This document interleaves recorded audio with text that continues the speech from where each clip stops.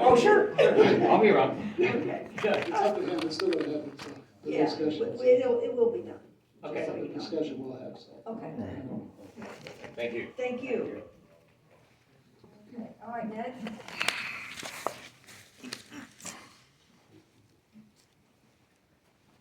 Hi there, Ned Matchlupo, 3310 Grant Road. I found out recently that this, it's funny, yeah, we're going back to last year, arguing about the gas station. Unfortunately, I found in my mom's phone that this GVCA lady has been in communication with my mom since January of 2025, texting back and forth with my mother and some kind of communication. I don't know the full details. I don't think she does. These ladies were doing something weird while they were fighting against me online about the gas station, which they loved so much. They needed that rezoning so bad.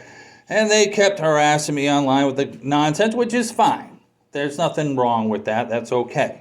Contacting my mother went a little bit over the line. Now, I don't know if they've gotten any donations out of my mom or not. I would like for Treasurer Wybrew of the GVCA to please look into that, whether these people have gotten cash donations from my mom or not. I'd like to know. And I'd like them all refunded in full.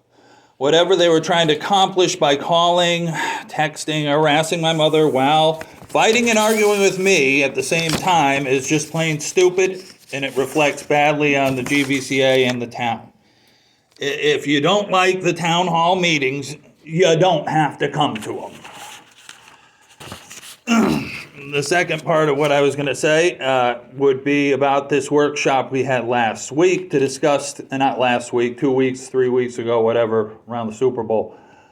The workshop to discuss the recordings. The workshop was instead pirated and used to discuss building this pet project, giant $300,000 or more office, 5,400 square feet public works facility, which would have 3 air-conditioned offices, maybe 2, a full bathroom. You all were asked if there would be a lift to work on the vehicles and sharpen lawnmower blades. We were informed that the town does not work and maintain vehicles or even mow the grass. We were asked who the offices were being built for. Okay, so you're building offices.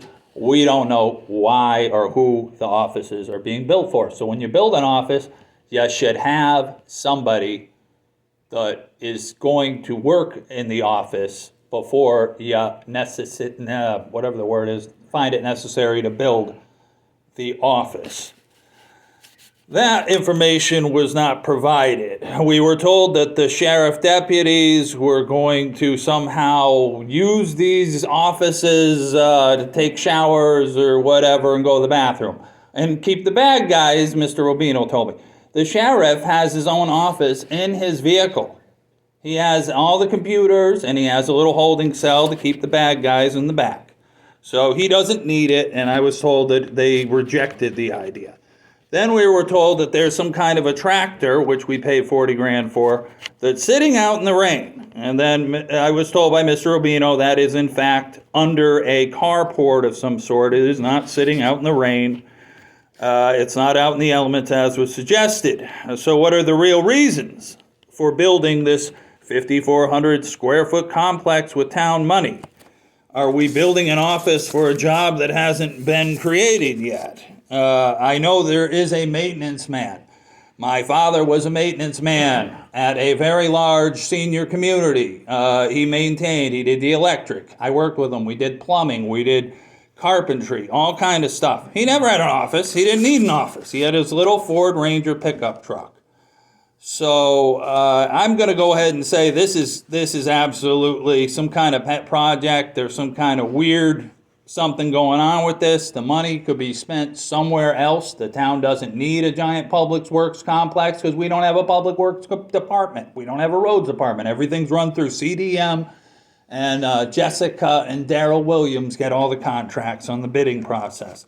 I really think we could use a private boat ramp in town. I think we could do it down at the Fisherman's Landing Park. And I think it would come in way under 300,000, and then the town citizens would rejoice. Other than that, I was gonna ask, while I have 4 seconds, was I able to comment on the camera presentation, or was that, am I able to comment? Because we didn't open that to public comments after the camera presentation. I do have some things I can say. Go ahead. As far as the camera presentation, real quick, Jessica records all the meetings on her little recorder over there. So I think the quickest way we could deal with this, and this is free, the recording from her little recorder could be put on the town website, audio only. You don't have to look at my beautiful face. And we could upload the audio to the website on the town, so we'd have a verbatim recording. And we don't have to ask her to write everything down. That would be the quickest way to take care of that. The other way that would be good is through Zoom, which is absolutely free. You all have these little computers in front of you guys. You go into Zoom, it looks like the Brady Bunch. You've got all your little faces on there, and you don't have to show your face. I wouldn't want to either. But then you could have a webcam over here to get the person speaking, and it's absolutely free. And imagine this, people over in Grant who don't actually, we had to drive 20 minutes here every time we come here. Over on the other side of town is a town called Grant, and we're kind of disenfranchised. So that would give us an opportunity to call in from home with my dogs, with the TV set on, and make a comment, and then I don't have to come down here in person. And I have to drag my mom down here, and we could all participate that way. The other way, which I really, really love, is I have a $100 Motorola phone. I went to the place, I said, give me the cheapest phone you can buy. I want the cheapest piece of garbage you can find, go out to the dumpster. And I've been recording every single meeting of this whole thing since I've been forced to come here, since last November, fighting against the gas station. I recorded it all, and I post it online, and I make my own commentary, just like Bob Euchre, my hero, and it's real fun. I love it. I love being in control of the town media. Thank you very much. Thank you.